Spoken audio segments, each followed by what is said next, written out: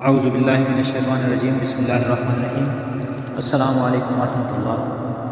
امید کرتے ہیں کہ آپ لوگ خیریت سے ہوں گے۔ اللہ ہمیشہ آپ کو خوش و خرم رکھے۔ آج ایک تحریر میری نظر سے گزری تو سوچا آپ لوگوں کے ساتھ بھی شیئر کر دوں۔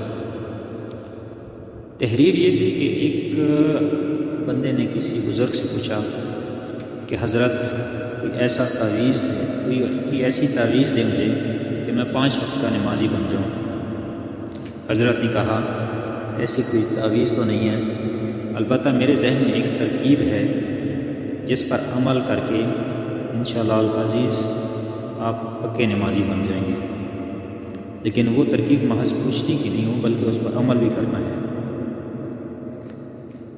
وہ یہ کہ اگر ایک وقت کی نماز قضا ہو تو 1 وقت کا فاقہ کریں، یعنی 1 وقت کا کھانا چھوڑ دیں، اور 2 وقت کی قضا ہو تو 2 وقت کا کھانا چھوڑ دیں، اور اگر 3 وقت کی قضا ہو جائے تو 3 وقت کا کھانا چھوڑ دیں۔ بس 2-3 ہی فاقوں میں نفس ٹھیک ہو جائے گا اور نماز کی پوری پابندی نصیب ہو جائے گی۔ لیکن یہ صرف پوچھنے کی ترکیب نہیں بلکہ اس پر عمل کرنے کی ضرورت ہے۔ اگر کسی نے ہمت کر کے اس ترکیب پر عمل کر لیا